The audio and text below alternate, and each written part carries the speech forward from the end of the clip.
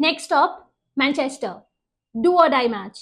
ये मैच अगर हम हार गए ना, मतलब series defeat, back to back 3 series defeat हो जाएगा फिर, जो कि हम में से किसी को भी अच्छा नहीं लगेगा, है ना। अगर ड्रॉ किए तो सीरीज जीतने के चांसेस खत्म। 2007 के बाद हमने कोई सीरीज नहीं जीता है इंग्लैंड में। ऊपर से मैच कहाँ हो रहा है? मैनचेस्टर में। हमने आज तक कोई मैच नहीं जीता है मैनचेस्टर में। We have played 9 matches, we have lost 4 of them, while 5 matches have ended in a draw. In fact 2014 के बाद तो हमने कोई मैच खेला ही नहीं है मैनचेस्टर में। तो वैसे ही ये मैच एक चैलेंज होने वाला है। अब थर्ड मैच के बाद और इस मैच के बीच थोड़ा सा गैप था, तो मुझे लगा कि चलो ये एक अच्छी बात है, प्लेयर्स को अच्छे से रेस्ट करने का चांस मिल जाएगा, प्रॉपरली रिकवर करने का मौका मिल जाएगा। लेकिन हुआ क्या? Back to back injury news. Arshdeep ने बॉलिंग प्रैक्टिस के टाइम हाथ को इंजर कर लिया, out of the 4th test. Nitish Reddy injure हो गए, out of the test series. ऊपर से आकाशदीप के फिटनेस को लेके भी कंसर्न्स है, डाउट्स है, और हमें नहीं पता कि 4th टेस्ट में वो खेलेंगे कि नहीं खेलेंगे। रिपोर्ट्स के अकॉर्डिंग तो शायद उन्हें रेस्ट दिया जाएगा। मतलब प्रीटी सैड, इजंट इट? अब चलो इन सब में एक अच्छी बात है, अब हमें कंफर्मेशन मिल चुका है कि जसप्रीत बुमराह खेलने वाले हैं। वैसे मैंने थर्ड टेस्ट मैच के बाद बोला था कि जसप्रीत बुमराह को खेलना चाहिए, क्योंकि एक तो ये हमारे लिए बहुत इंपॉर्टेंट टेस्ट है, as I said it's a do or die match. And secondly, since there was a gap between the 2 test, तो उन्हें टाइम भी मिल जाएगा रेस्ट करने के लिए। So I am happy that he is playing. Since Bumrah खेलने वाले हैं, थोड़ा सा बात कर लेते हैं हमारे पेस अटैक के बारे में। अब बुमराह और सिराज तो डेफिनेटली खेलेंगे, और थर्ड पेसर होगा ईदर प्रसिद्ध कृष्णा और अंशुल कंबोज। अब ये सारी इंजरीज के बाद टीम ने अंशुल कंबोज को इंग्लैंड में बुला लिया है। तो एक तरफ है प्रसिद्ध कृष्णा, एक तरफ है अंशुल कंबोज। प्रसिद्ध कृष्णा ने पहले 2 मैचेस में खेला, and let's all be honest, हम कोई भी उतना खुश नहीं थे उनके परफॉर्मेंस को लेके।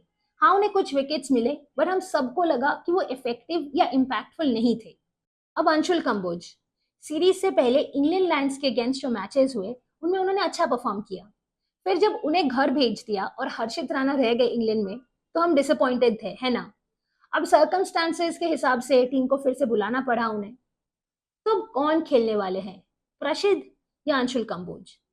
Now if you ask me, my opinion is, Kamboj को लेकर टीम को ना जल्दबाजी नहीं करना चाहिए। And there are 2 reasons. First of all, बहुत ही लेट मिनट बुलाया उन्हें, तो उन्हें ज्यादा प्रैक्टिस करने के मौके नहीं मिले हैं। एंड सेकेंडली, ये बहुत ही इंपॉर्टेंट मैच है। अब चलो अगर उन्होंने अच्छा परफॉर्म नहीं किया, फिर बाद में ऐसा ना हो कि लोग क्रिटिसाइज करें कि क्यों उन्हें मौका मिला, क्या जल्दी थी, वो तो एक्सपीरियंस भी नहीं है, इतने इंपॉर्टेंट मैच में उन्हें क्यों चांस दिया। और फिर ऐसा ना हो कि नेक्स्ट मैच में उन्हें ड्रॉप कर दिया जाए। अब साई सुदर्शन के टाइम में भी मैंने यही बोला था कि अगर आप एक प्लेयर को एक मैच में मौका देते हो और इमीडिएटली नेक्स्ट मैच में आप उन्हें ड्रॉप कर देते हो अगर उतना अच्छा परफॉर्मेंस नहीं हुआ, तो फिर ये एक प्लेयर के कॉन्फिडेंस के लिए अच्छी बात नहीं है। सो आई डोंट वांट कि अंशुल कंबोज के साथ भी ऐसा कुछ हो। तो बस यही चाहती हूँ कि टीम जो भी डिसीजन ले, सोच समझ के ले। अब पेस अटैक के बारे में तो बात कर लिया, तो बाकी टीम कॉम्पोजिशन के बारे में थोड़ा बात कर लेते हैं।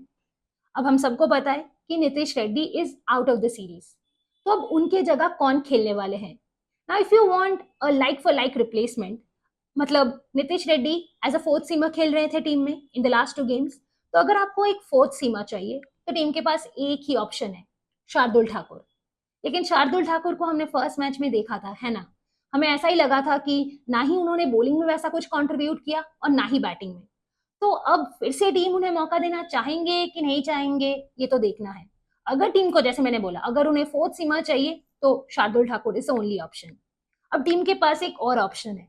अगर वो ये सोचते हैं कि नहीं, हमारे पास 3 पेसर्स हैं, वो रिलायबल है, वो संभाल लेंगे, हमें एक स्पेशलिस्ट बैटर चाहिए टीम में, तो फिर शायद साई सुदर्शन या ध्रुव जुरेल में से किसी एक को मौका मिल सकता है, while Karun Nair also stays in the team. Third test match के बाद बहुत डिस्कशन हुई कि करुण नायर को एक और मौका मिलना चाहिए कि नहीं चाहिए। अब जो करंट सिनेरियो है ना, उसके बेसिस में मुझे नहीं लगता कि टीम करुण नायर को ड्रॉप करने वाले हैं। अगर साई खेलेंगे तो करुण नायर शायद लोअर बैटिंग ऑर्डर में बैट करेंगे, जैसे उन्होंने फर्स्ट टेस्ट में किया था। अगर ध्रुव जुरेल खेलेंगे तो करुण नायर जहां पे बैट कर रहे हैं in the last 2 test, 1 down at number 3, वहीं पे वो बैट करेंगे। ये भी हुआ। अब बात करते हैं स्पिनर्स की। लास्ट 2 मैचेस में रविंद्र जडेजा और वॉशिंगटन सुंदर ने खेला। लेकिन हम सब ने रिपोर्ट्स पढ़े कि शायद कुलदीप यादव को इस मैच में मौका मिल सकता है, लेकिन मुझे लगता है इतना इजी नहीं है, क्योंकि वॉशिंगटन सुंदर ने कुछ हद तक तो अपने आप को प्रूव किया है, both with the bat and with the ball. तो अगर टीम बैटिंग डेप्थ पे फोकस करना चाहते हैं, देन तो they will go with Washington सुंदर। जडेजा तो रिप्लेसेबल है, वो तो डेफिनेटली खेलेंगे। लेकिन अगर टीम ये सोचते हैं कि नहीं, एक स्पेशलिस्ट बैटर हमने ऐड किया है, अब एक स्पेशलिस्ट स्पिनर भी हमें चाहिए, फिर शायद वो कुलदीप को मौका दे सकते हैं। But all of that would depend on the pitch conditions. Now coming to the pitch conditions. एक टाइम था जब मैनचेस्टर का पिच पेस बॉलर्स के लिए पैराडाइज हुआ करता था, but over the years it has slowed down. मैं एक पिच रिपोर्ट पढ़ रही थी जहां पे ये लिखा था कि ये पिच एडबैस्टन पिच जैसा हो सकता है, देयर कैन बी सिमिलैरिटीज। ऊपर से बारिश के भी चांसेस है according to the weather reports. So all of these factors will come into play while deciding the playing 11। अगर आप मुझसे मेरा प्लेइंग 11 पूछो, so I will go with KL Rahul, Yashasvi Jaiswal, Sai Sudharsan, Shubman Gill, Rishabh Pant, Karun Nair, Ravindra Jadeja, Kuldeep Yadav and our three pacers Bumrah, Siraj and Prasidh Krishna. Sai Sudharsan over Dhruv Jurel is just a personal preference. वो वैसे ऋषभ पंत तो शायद batting के साथ विकेट कीपिंग भी करने वाले हैं, so that's another good news. Anyway, जैसे मैंने पहले ही बोला, ये मैच इजी नहीं होने वाला है। It's going to be a tough challenge. लेकिन वो बीजीटी 2020 2021 याद है ना? 36 ऑल आउट, फिर प्लेयर्स इंजर्ड थे, अनअवेलेबल थे, लेकिन जिस तरीके से टीम ने एफर्ट दिया, that series is always going to be such a special moment for all Indian cricket fans, right? तो होपफुली इस सीरीज में भी वैसे स्पेशल मोमेंट्स हम एक्सपीरियंस कर पाएंगे। तो टीम को बैक करते हैं।